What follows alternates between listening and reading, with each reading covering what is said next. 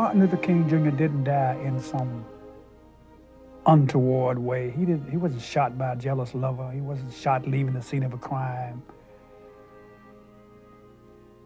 This man with an earned PhD degree, with a Nobel Peace Prize, could have been UN ambassador, all the things he could have been university president. And here he is with all these skills, dying on a balcony in Memphis, Tennessee, helping garbage workers. That is so profound. We pull up to a Texaco station. Dr. King, in the front of the car was Coretta King's cousin, Obie, who was driving. Not Obie. Well, anyway, Coretta King's cousin was driving. And Dr. King was on the right side, front seat. In the back was Andrew Young, myself, and Bernard Lee, who traveled with Dr. King. And we always tried to get Dr. King to sit in the back of the car in the middle, where he'd have more protection. And he would never do that. And so we pull up to the light, and it was Grenada. James Belk, owner of the gas station, saw Dr. King. He was pumping gas. He stopped pumping gas. He walked up to the car, pulled out his pistol, and put it up to Dr. King's temple. Why the driver, Obie was his name, didn't take off, I don't know, but everybody froze. He said, Martin Luther King Jr., you so-and-so, I'm gonna blow your effing brains out. Dr. King very calmly turned to him and said, brother, I love you. And that pistol came down. Well, of course, we all probably had heart attacks of all four chambers, and we were pretty put out. See, Dr. King, we told you should ride in the back. You should ride in the back of the car. Look what happened. He very calmly turned to us and said, look, John Fitzgerald had the Army, the Navy, the Air Force, the Coast Guard, and the Secret Service. And they assassinated him. When they're ready for me and my time comes, I'm gone. We were in the A.G. Gaston Motel meeting, planning the 65 voting rights crusade down in Selma. And one night, we're meeting in room 30. Room 30 was the only great big room they had in the motel. So we always met there. And I was still in Nashville. And I was catching a train going to catch a train that night, and then I decided to stay. I had to be in Athens, Alabama the next day for commencement. And Martin said, stay here tonight. Why don't you just stay here? We're in this big room, we're going to leave, and you're going to Ladner, you stay here and go up to Athens. So I decided to stay. They left, and I was lying in the room by myself, and I heard a train. I said, I'm going home, I'm gonna get the train in here. And I jumped up and got my bag, got on the train, went to Nashville. The next day I drove my family down to Athens. That night, they bombed the motel. And right by the bed where I would have been asleep was a gaping hole that the bomb blasted in the hotel. So I always thank God for letting me decide to go home and get my wife and go to Athens, Alabama the next day. I certainly would have been killed by that bomb. Up the steps I go, down the steps he comes. His people start pouring out of the building, right, to back him. And my people start coming up the steps with me, right? But we know what's going to happen because we're not going to have a violent encounter, because we won't allow ourselves to have it. They could beat us, but we would not beat back. So we knew that we would slowly take steps backward, until we're back on the sidewalk. Is that and it was on the sidewalk that we go back and forth, and I tell him about you can turn your back on me and you can't turn your back on justice. And when right after that he hits me, right, and knocks me down. He knocks me down. I can feel the people following me then disperse. I can just feel it. I can hear it even, right? And that's what it sounded like, you know. And I know they're gone, and I know they're just upset. They don't know what to do. So I don't lay there. I jump right back up. And I really wasn't clear on what to say, but I remember a speech from When we joined World War II, we were senior in high school, and Winston Churchill said, "What kind of people do they think we are? Do they think we will be destroyed by their irony?" The Montgomery bus boycott was, at the end of the day, not just a protest movement. It was moving people and figuring out schedules and which corner, and you had all these carpools. And if we were to try to do it today, you know, we'd have to have computers and programmers, and we'd have cell phones, and we'd have Blackberries. I mean, they did all of that on the back of their hands, you know? Whose car was gonna have gas, how to pay for it. I mean, it was, and so we don't present this as some huge building of the pyramid. So our children see that this was an enormous accomplishment. I mean, it was more than just getting people to get off their duffs. It was a movement in logistics. On some level, at some point in our lives, we've got to begin to get people to understand that all that I got from Malcolm and Martin, all that I got from the nation, all that I got from the many nationalist organizations that I belong to, you know, from Buff to you name it, all that I got, I'm putting it to use and saying, but I'm not just going to limit it to a few people. I'm going to take it out to this larger world and say, here we is, you know, I know I teach English, here we is, you know, and I expect for you, larger world, to understand what I'm saying right now. And that's what I'm doing today. You know, that's where I'm going today. You know, I am insisting that people be human. I'm insisting that they walk upright like human beings. And I don't care if you're black, green, purple, blue, gay, lesbian, I don't care who you be. But the point is that if you're going to stay on this earth is going to demand that you be that you be human. You walk upright like a human being. There are a group of young people now don't even know Kenya, don't know nothing about the day of slavery, Jim Crowism, racism. When you couldn't go in certain hotels and could sit at certain large counters and couldn't go to certain schools. And so they just take a lot of this for granted. And it bothers me because when we become complacent, relaxed, we lose. And you have to keep the heat on. Unfortunate. But it is true.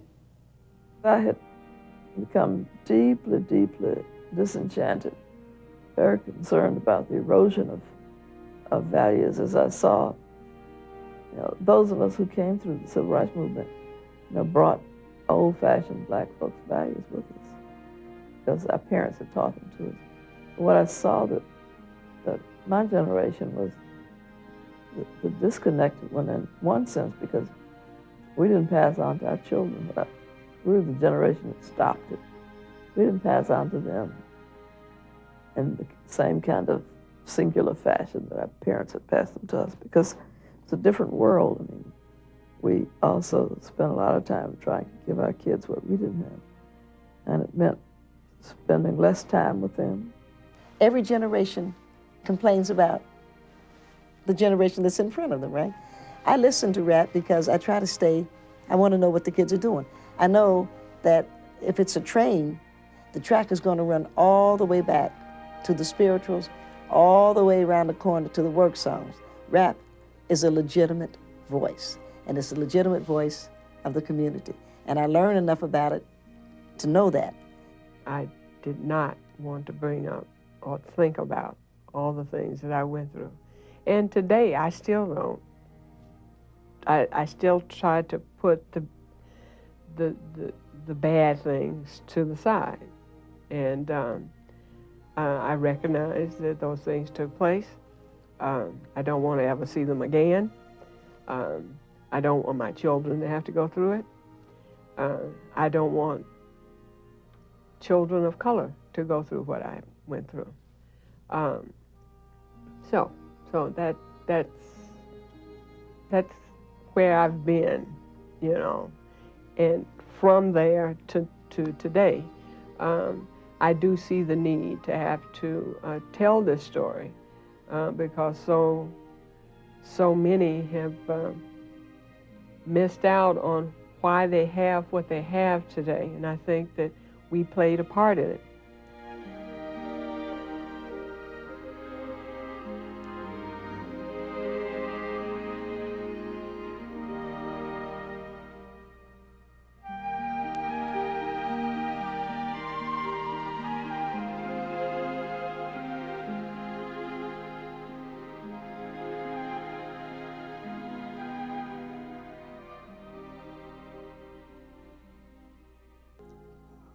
That video just shows a few of the things that we have in our archives, which we're now at 1,200 interviews when we have grown the archive to the largest in the country. Next, I would like to introduce to you one of the most influential media authorities in Chicago. She is a media maven in her own right. She eloquently represents the courageous and progressive voice of Chicago's African-American community. She is our conscience. She reminds us of the past, and she's a protector of our future. She continues to sound the clarion call. I'd like to bring to the podium right now Indigo publisher Hermene Hartman, who will share her view on the state of the nation since the death of Reverend Dr. Martin Luther King Jr. Please welcome Hermene Hartman. It's changed, civil rights movement has changed, but society has changed. Dr. King changed America, that's what he did. And so it changed. You young people take a lot for granted. And there's some things that went on that you read about that we lived through, witnessed, saw on television news. Julie, I think I was about 7 years old. I thought Alabama was another country. I didn't realize it was in America. I can remember going to school saying, where do these people live? What country is it? Because it was different than what I knew in Chicago. It's very interesting to brace this subject, because every year it changes. Seems that we get some new information. And it says that it doesn't really change. We change. History freezes. It becomes constant. But as we look back on it, we sometimes miss and interpret what that history was and what it meant. Let's look at Dr. King since 1968, and I'm going to give you my view, my take on it. April 4th, 1968, Dr. Martin Luther King Jr. was murdered.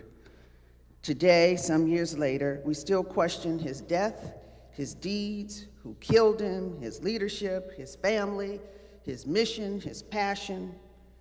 And many use Dr. King's death as a contemporary benchmark to determine the progress of Black America. What happened since his death? What happened during his life? And what did his life represent? Clearly, King's life represented an end to segregation in America, the end of American apartheid publicly, a challenge for our country to become race-free, as Nelson Mandela says it. In a short period, 13 years, King's work made him a force to be reckoned with, and history recorded his voice as one of the most magnificent in this century. Part of why we still hold public discussion on King is that his impact is still living.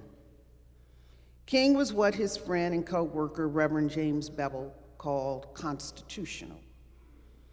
King argued the predicament of Black America based on morality, sound philosophy, and theological logic. He even questioned the law. He challenged it if it did not hold to the constitution of humanity. That's what Dr. King did that was very Jesus-like and very, very different. It wasn't that the law ruled.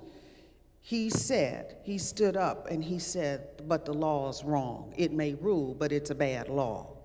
That was something that was very, very different. because he was working on another constitution. It wasn't the Constitution of the United States, it was the Constitution of humanity. Needless to say, he was controversial in his lifetime, but he was also right. And even these many years after his death, we deliberate him.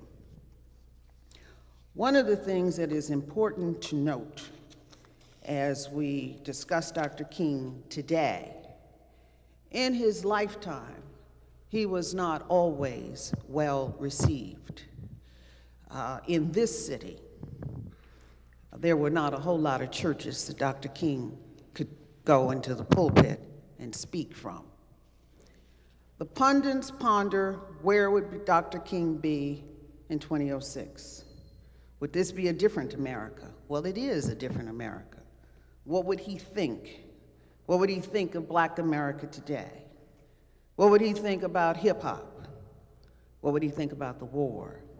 What would he think about his family's attempt to market him?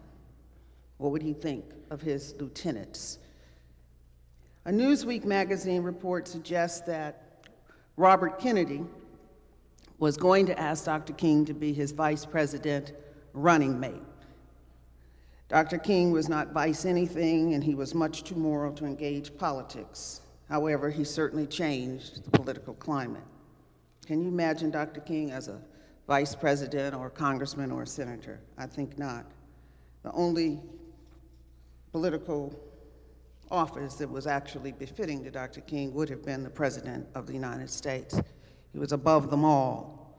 And as I read these major mainstream media stories, I wonder, wasn't it enough that King led his life in his era, raising the right questions of his day and meeting his contemporary challenge as we project him from the grave? Can't we contemplate our own profound questions of our day and let him be and use his life, his methodology, his theology as a way of being and doing? Is our present leadership so weak and without void that we must reach back to Dr. King for a comfort level? Why not ask, what would John F. Kennedy do today if he was in President Bush's seat? How does he feel about his family and his predecessors and his presidency? The King family is even confused with the King legacy as they consider Hollywood, Disneyland options of his legacy. Dr. King, I hope, will never, ever be reduced to a cartoon and a commercial. That's not what he was about.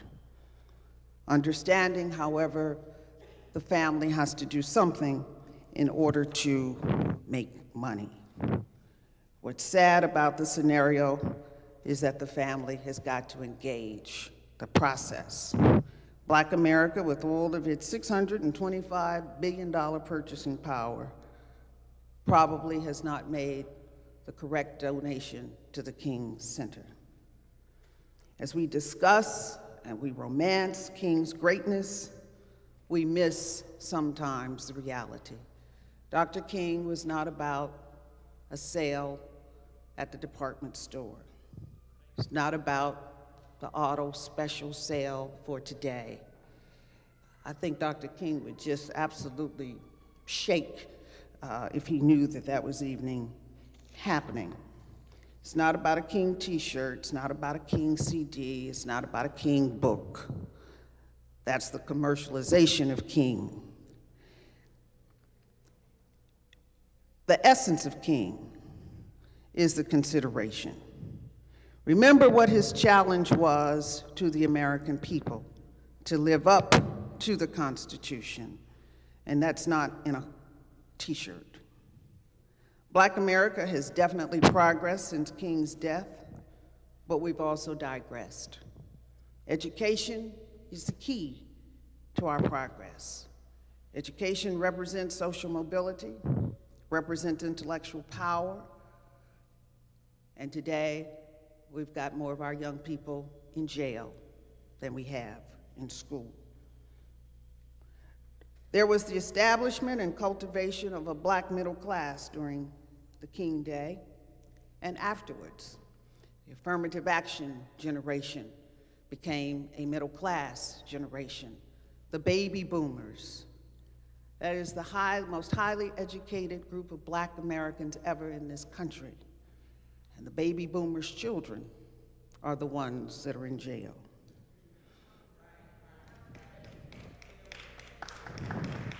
The baby boomers, through affirmative action, civil rights movement, we broke, Julie, we broke that line.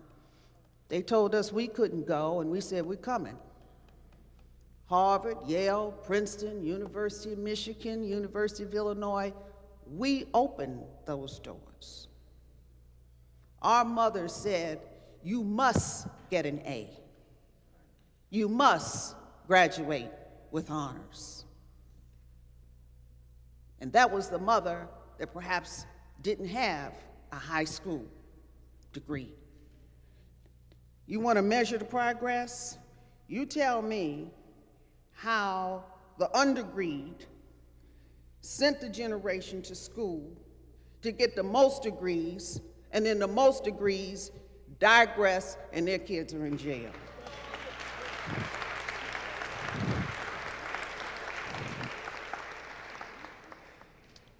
Affirmative action got threatened.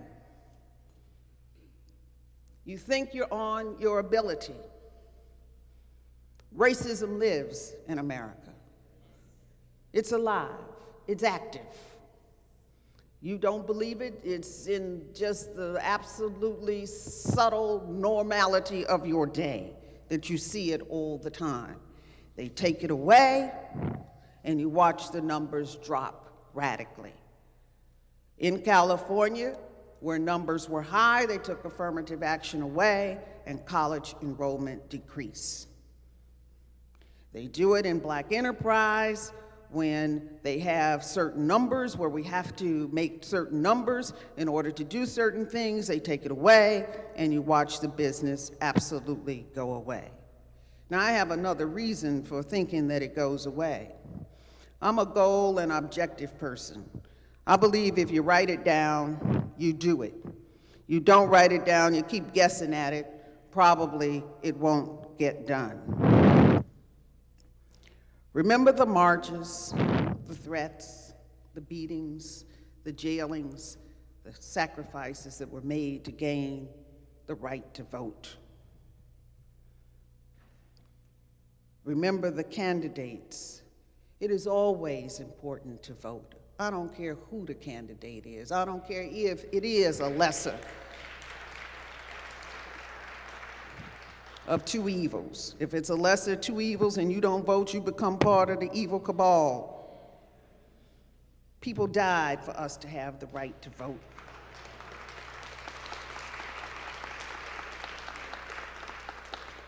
And these kids sit up and talk about you can't get up and go vote. You gotta go to work. You gotta go do this. There's nothing more important in a democracy than the right to vote. And it wasn't given to us. We earned it. We worked for it. We died for it. America spends more money today on prisoners than they do students. More Black men are in jail than in school. A senior fellow at the Manhattan Institute, a historian at Harvard, gives us the following statistics to measure Black America's growth. We want to know the progress made. Only one Black family in 100 enjoyed a middle-class income in 1940. In 1940, there were only 1,000 practicing African-American lawyers. There are over 32,000 today. 3/4 of African-American families have incomes today above the government poverty line. Only one Black family in 100 enjoyed a middle-class income in 1940. By 1995, it was 49 in 100. More than 40% of Black households also own their own homes, representing a huge change. So I say to you, the next time you read an article, or you see a TV show, or you hear radio discussion on Dr. King, and did we make progress, and what was the progress? That is all a negative attempt to diminish. But ask yourself a question. Did you benefit from his life? And how has your life been impacted by his? And I bet you come up that it was better. Andy Young says it this way as he sums up and looks back and does an assessment on the civil rights movement. And what he says is that it opened the doors of salvation, and that what the civil rights movement really represented was an American experiment by black men. America is a violent country. We took this country. We didn't come over here and negotiate with the Indians. We just killed them off. That's our method. We're violent. That's our style. That's what we do. The black experiment by black men, as Andy discusses it, was a nonviolent attempt. The American experiment was with trust, it was on public policy, and it was on public policy. As you know, as you may remember, when Dr. King was killed, he was talking about the Vietnam War being wrong. You can take that same argument today and you can apply it to the war of Iraq. Same reason.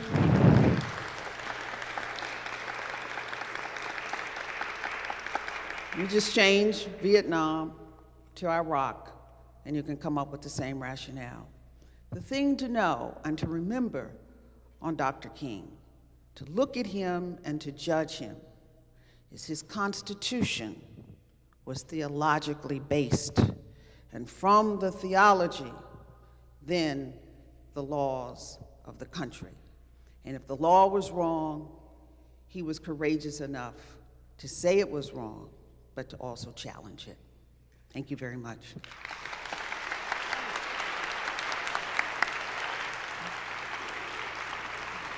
Great.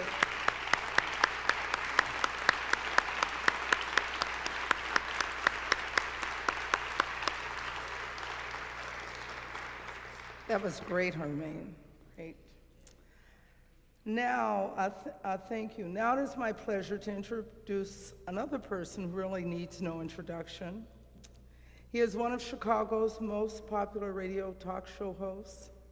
He continues to engage his audience every day. In fact, he's just got off the air. Perhaps you recognize him from his numerous guest appearances on WTTW Channel 11 Chicago Tonight. Or maybe you listen to him every day on WVON. Or maybe you consider him one of Chicago's leading community activists.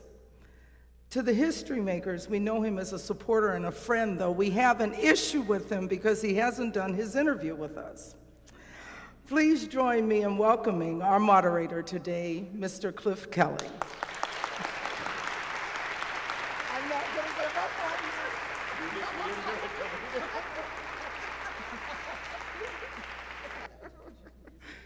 Thank you so much. Good morning, everyone. Pleasure to be here, of course. I'm Cliff Keller from WVON. Hermene was just saying she was listening to me on the way in, wondering how I was going to be here. I want to thank Julieanna. Consular, thank you so much. You didn't mention what you usually mention. Oh, you did? You did? All right, well, we'll take care of that. I am so pleased to be here. It's a pleasure to welcome you, you've already been welcomed, of course, to Is the Civil Rights Era Dead? A symposium on the state of the nation since the death of Reverend Dr. Martin Luther King, Jr. We're so pleased at today's attendance, and we're looking forward to what promises to be a most provocative discussion. Got a great crowd. Give yourselves a big round of applause. Appreciate it.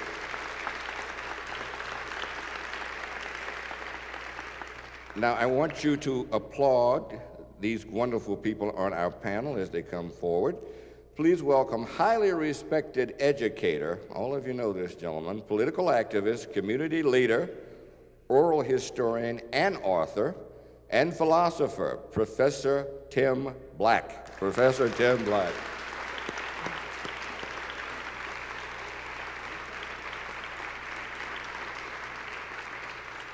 There he goes.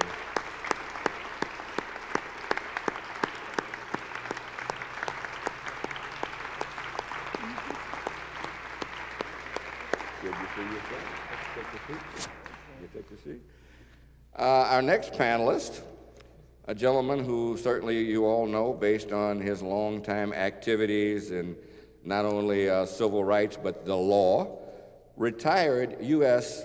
District Court Judge and Consul at the Earl L. Neal and Associates, the Honorable District Court Judge George Leighton. Please give Judge Leighton a big round of applause.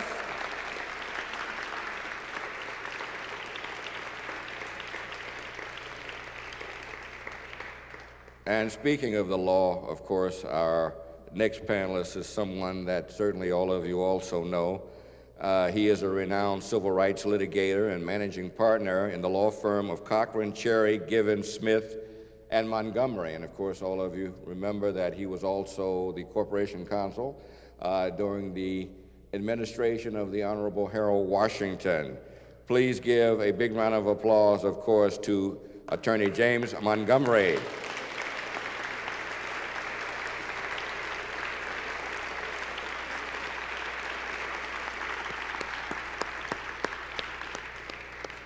And we have a great panel here, all right? Excellent.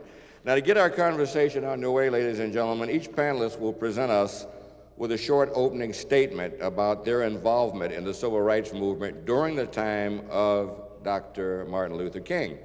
So, we would ask our panelists to take us back to the mid-'60s, all right? And we're going to bring up our first panelist, Dr. Tim Black. Doc, if you'd come to the podium. Thank you very much. It's really an honor to have this opportunity. I just left DePaul University and they had something similar going on. But in the brief time that we have to make a presentation, let me say very quickly, I go back to the 50s. One day I was when I was teaching in Gary, Indiana, I looked on my television and I saw a very good-looking young man with his hat on, and I learned that his name was Dr. Martin Luther King. He was in Montgomery, Alabama, and he was preaching what Rosa Parks had previously said when she was on the bus, "I'm tired." And he had begun to say that, and I felt, for me, at that time, in December 1955, that there was only one place in the world where I should be, and that was Montgomery, Alabama. Jumped on a plane and went to Montgomery. The church, the Dexter Avenue Baptist Church, was so crowded that those of us who came late had to stand outside. But we heard the sermon, we heard the call. This young man was 26 years old, and he was tired, as Rosa Parks had indicated, tired of having to ride in the back of the bus. Now, very quickly, I would say that all of us here should be tired, because the world is better as a result of Dr. King, but it's not what it should be. And if we cannot change this world to what it ought to be, the conditions that we will see that are now accelerated will get worse. And I look out and I see these young people today, and I ask the question, what are we older people going to do to prepare this world for the younger people? And then what are they going to do to make this a better world?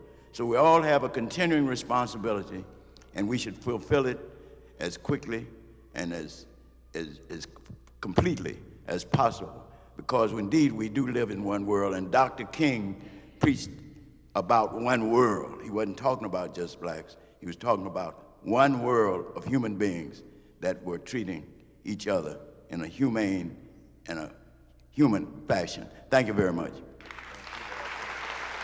Thank you, Doctor. Next, Judge Leighton. Judge? I arrived in Chicago on October 14, 1946 at 9:47 a.m.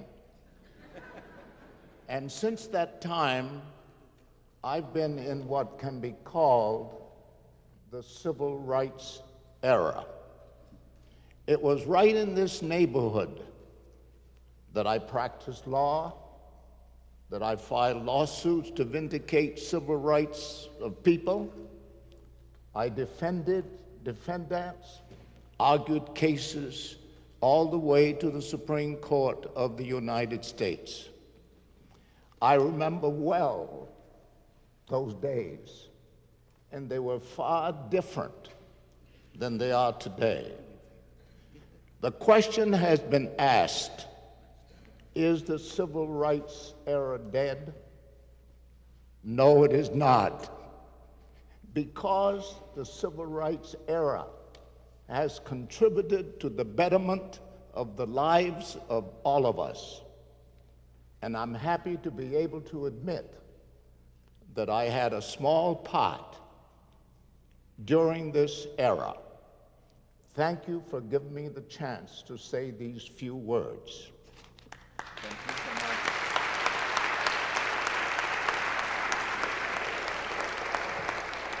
Thank you, Judge George Leighton. And next we will hear from Attorney James Montgomery. Jim? Thank you, Cliff.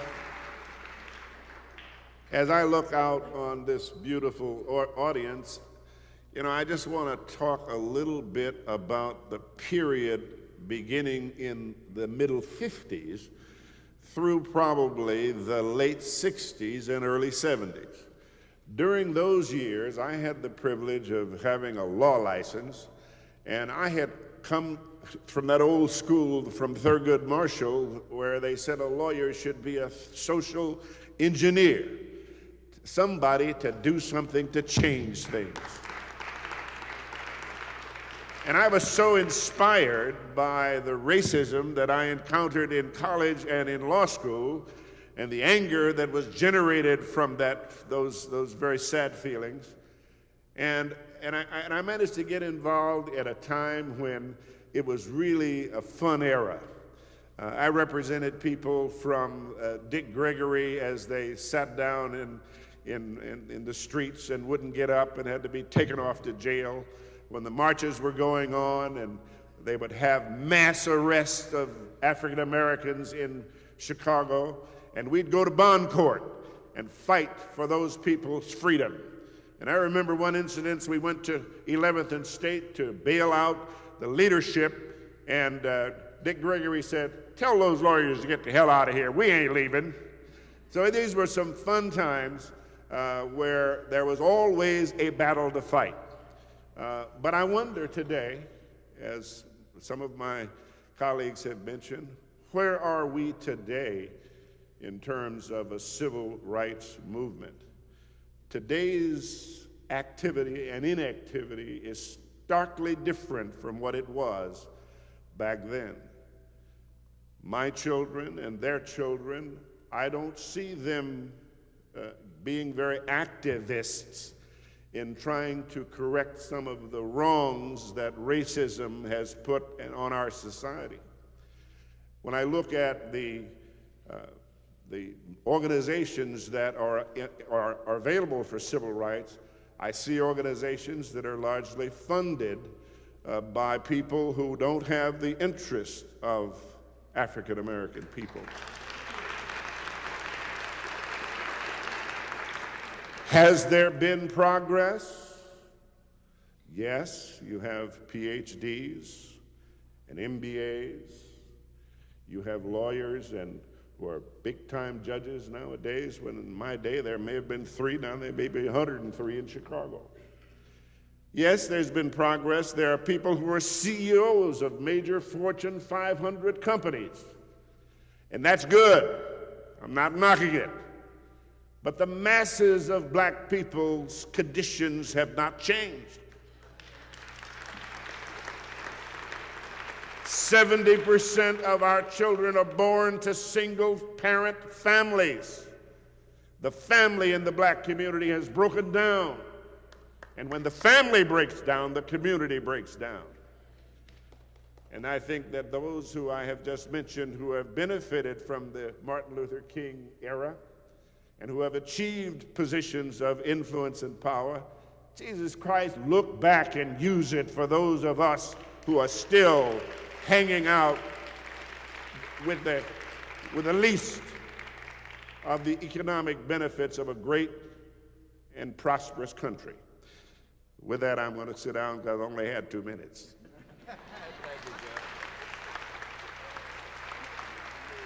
What I'd like to ask and start off with the doctor, professor, what would Dr. King how would Dr. King feel if he were alive today? What do you think he would think about the circumstances that African Americans are in this country? I personally think that Dr. King would be happy about those relatively few who have broken through the barriers of segregation. But he'd be in tears for those who have been less fortunate. That bottom third, which is living below the poverty line. Those many young people, particularly, who are growing up in single-parent households. He would be active in trying to erase those problems, because Dr. King did not take his success for a few. He desired many. If he had wanted, he would not have had to do what he did. That is, he could have had all kinds of opportunities to have money, to have positions. He was offered all that. But because the least of these was what he wanted to have the benefits, he continued during those 13 years from the day he was 26 till the day he was assassinated at 39 to break through. As you may remember, Cliff, we had the Poor People's March and Brigade in Washington, D.C. So to answer your question briefly, he would be still struggling to bring about the kind of world that he believed all should enjoy. It's the only way we can explain why it is that when I arrived in Chicago in 1946, there was only one black judge on the bench. Today, there's so many black judges in Chicago that I don't know all of them. So I believe this is what he would notice. And he would urge us to go forward from this point. And my brothers and sisters, let me tell you, we are living in terrible times.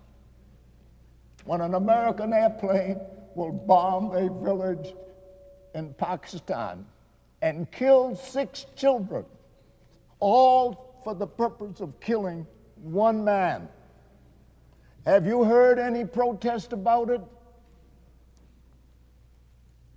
Martin Luther King would notice that.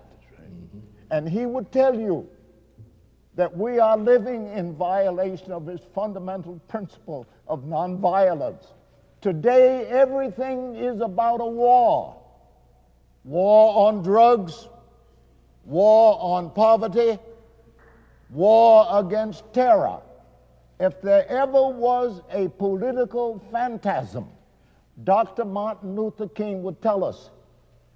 Now, when Dr. King would come here today and see what's going on in America today and internationally today, I don't know who it would be, but somebody would be mobilizing to shoot him, because the man had that kind of integrity, that kind of a vision, the kind of insight into what really was going on in this country and internationally, that I think he would say today, and I want to speak a little bit, Cliff, about what you asked earlier, that, you know, power concedes nothing without a demand.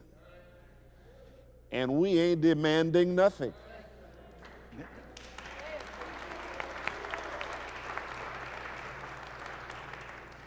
All of our leadership who are trying to do things legislatively, who are trying to do things judicially, those who are on the bench, that's all well and good.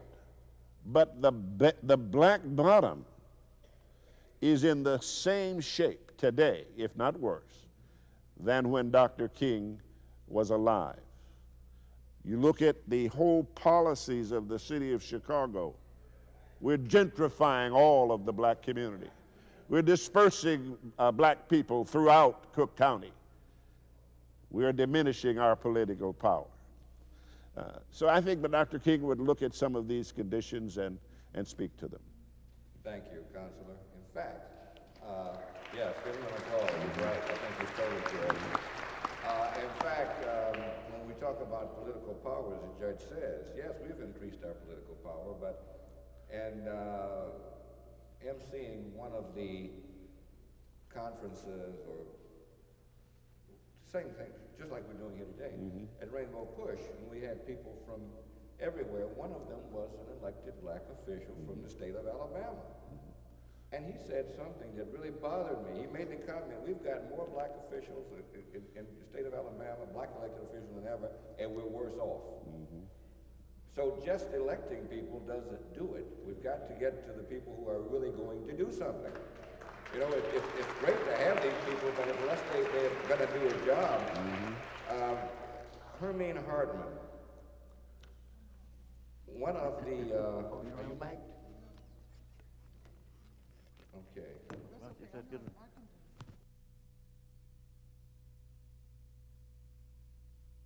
Newspaper business. You know how to do things. You know how to do everything.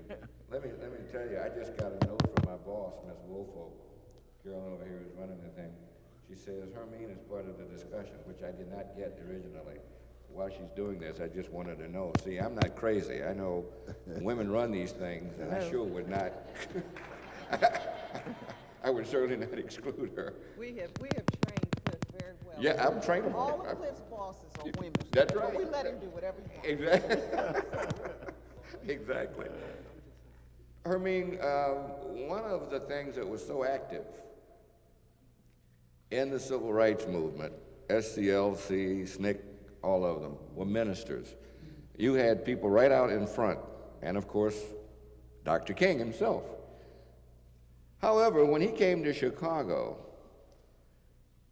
most of the black pastors here didn't want him anywhere around. In fact, they refused to allow him to come to the churches. They didn't want anything to do with Dr. King. Where is the church now? We know what happened then, but where is the church now relative to trying to expand the civil rights action? Or are they dead? That's what we're talking about. I had someone on this morning on my show who made a very cogent statement. Said, yes, suppose we had the Wright brothers celebration, but we didn't expand on what the Wright brothers did. Where would we be? In other words, the Wright brothers came up in Kitty Hawk with a plane that flew 25 yards or whatever, and that was fantastic. Now we're sending people to the moon. In other words, you build on things. You build on aviation, as the Wright brothers. We celebrate Dr. King's birthday, but if we don't build on what he meant, what does that mean? Doesn't mean anything. It's great to say what a great guy he was. We know that. We know exactly what he did. Where does the church stand then? It was so active in the South. Finally, some people were blackjacked into supporting him here. They didn't do it willfully, or willingly, I should say. But where do we stand now? What Dr. King did with the black church is he made the church the army. I had a wonderful opportunity I think it was last year, SCLC invited me to Birmingham to speak to their convention. I was the Women's Day speaker. And it was one of the highest honors I think I've ever had in my life. The ladies who went before me, they were older, but they were the hands-on people who you don't read about in the history books, who were Rosa Parks' friends. They were the ladies of the church, and they told some of their stories. Stories went like this. There was one lady who made peanut butter and jelly sandwiches as the kids were jailed for protesting. And the ladies of the church said, those kids gotta have some food because we know the white folks aren't gonna feed them. So she turned her kitchen into peanut butter jelly sandwich factory. And every day, 12 o'clock, 5 o'clock, that was the meal. And they took their things into the jails to feed the kids. There was a principal, one black principal, and she ran the mimeograph machine on Sundays to let people know where the march would be or what church they would be in. My point is, everybody did something. Everybody did something. No matter what you could do, that's what you did. And so there was an army. The black church is still the black church. And I think we've got more attendance in church now than we've ever had. But the question is, what are we doing? I hear people saying, well, I'm mad because the minister talked about politics. You hear some other folks saying, I'm mad because my minister didn't talk about politics. We have let the politicians come into our churches. I got a real thing about this. I don't care when they're running, where they're running, how they're running.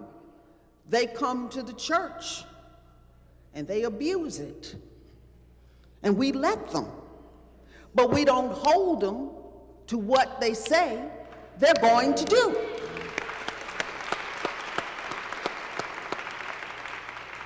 So I think we may have gotten off a little bit, Cliff, on the wrong track. You might be more interested in what you wear to church than what you do in church.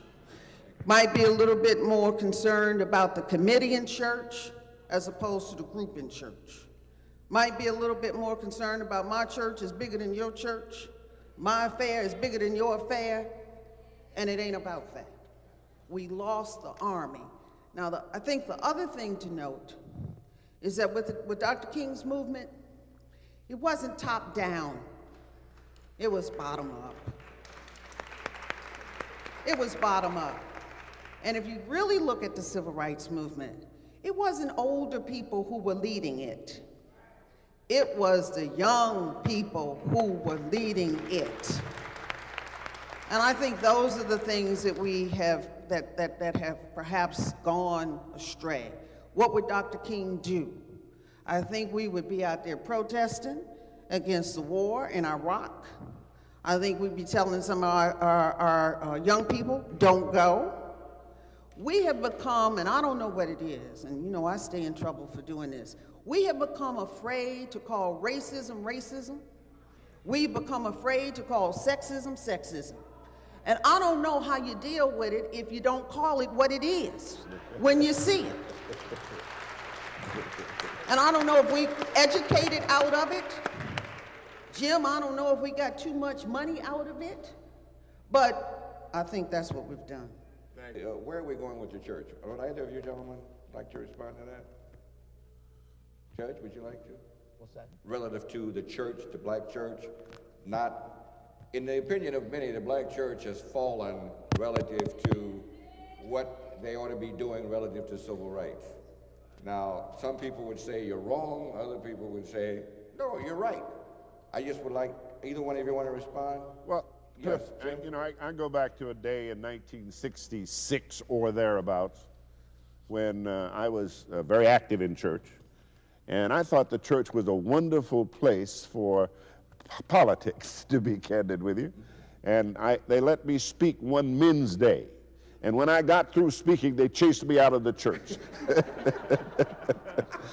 But 15 or 20 years later, I came back, and there was a dynamic young minister who was speaking some of the stuff that I wanted to hear in church, and I've been there ever since.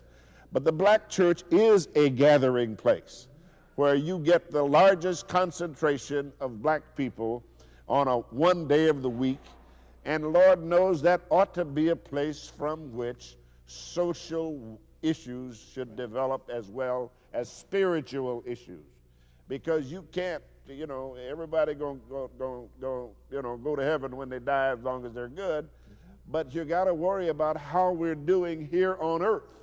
And I think that it is critical that the church play a major role in trying to wake up some of our people who don't believe that you can be free, who believe that you can be free without paying a price. Thank you. Did you want to respond, Doc? Well, just very, very quickly, days of my years, which is a long time ago, the church was a major player in all aspects of my young life, along with my contemporaries, in education, in housing, in safety in the streets.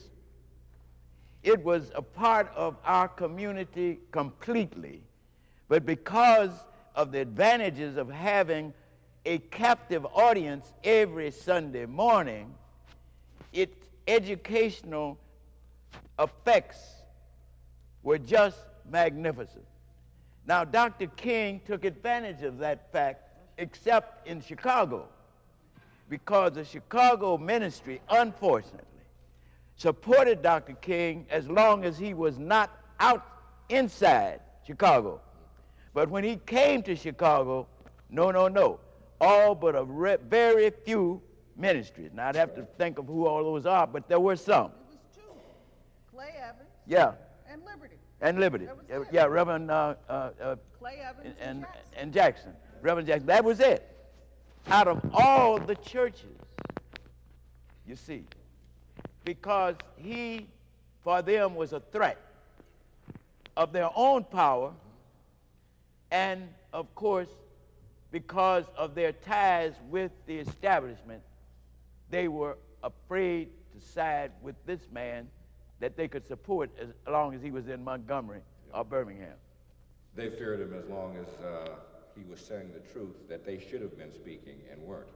And the extreme example of that was the other Reverend Jackson on 31st, when they changed the name of South Park to King Drive. He changed the address of his church because he refused to have his address as King Drive, so he changed it to on the 31st Street. People like that, they have to have those asbestos suits when they die. Listen, something that King said, and this is a quote, and I'd like our panelists to respond to this. This is a quote from Dr. King. Quote, "Many middle-class Negroes," of course, we were Negroes then, "have forgotten their roots, untouched by the agonies of struggle of their underprivileged brothers," end quote. What do you feel about that? Hermene mentioned the fact that there were young people who started the civil rights movement, went out there and got beaten, and dogs and fire hoses and all. That's usually the case. The Intifada in Palestine, they weren't waiting for Arafat. He had to ask him to slow down so he could catch up. It was the young people out there throwing rocks at tanks and so forth. So we see that. But now we don't see the young people. There are some, thank goodness. But as far as the numbers that were there in the 60s, we don't see that. We don't see a lot of organizations or people addressing these problems. People who go to church, there is no decision made in government that is not political. So as Jim stated, not to talk about politics, how can you not? It's the politician that determines whether you're even recognized as a person, because you have to have a birth certificate. It's the politician. Every one of you today will pay some kind of tax. If you buy anything, you're paying a tax. It's the politician that decides how much that tax is going to be. To the point where you die, to put you in the ground, a politician says you have to have a death certificate. Anybody who has that much importance in my life, I certainly want to have something to do with who they are. But where are we now relative to that? Do we have these middle-class Negroes that Dr. King mentioned that have forgotten their roots, and they're living well, and they don't really, even though the wealth gap is growing between blacks and whites, there's a lot of folks out there who are African American who ought to be addressing this, and they're not. Who wants to start off? Well, I'll start. Clearly the middle class has probably fared a lot better over the last 40 years than has blacks in general. And it is a promise that America offers people, and many of us in the middle class have started to believe that promise. And that promise is, if you work hard and do good and behave yourself and stay out of jail, you'll do well. Well, the problem is that this current middle class, and I'm talking about people who are from 25 to 75, this current middle class does not recognize the fact that no matter how far you go as an individual, you are going to be regarded as the least of us. When you get ready to drive down the street in your car, you're going to be driving while black, just like the poor black would be driving. You're going to have the same kind of mistreatment. And you're also going to come to the point where, at least 2 of my children have come, where you reach a glass ceiling in private enterprise. With all of your education, all of your training, all of your experience, when you get to the point where there is a top-off point, it's now too late for you to be sitting down saying, well, I don't have to do anything because I'm doing fine. Everybody's got to do something, and they've got to do it now. Middle-class people forget that they were once lower class. Middle-class people forget that it is their children who are going to the penitentiary for drugs at a time when prisons are the best industry in this country. Middle-class people have got to remember that unless you go down and deal with those people who are the least of us, you are going to be victimized by the conditions that make them steal, sell drugs, go in and out of the penitentiary, and beat you over the head.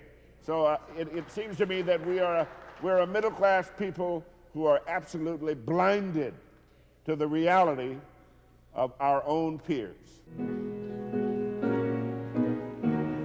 No matter what the problem may be, I'm gonna lift him for the whole world to see. I got the victory, for he is my king. He's the reason that I sing. No matter what the problem may be, I'm gonna lift him for the whole world to see. I got the victory, for he is my king. He's the reason that I sing. He said if I be lifted up, I'll draw all men unto me. I know that I'm gonna lift him up till he speaks from eternity. He said if I be lifted up, I'll draw.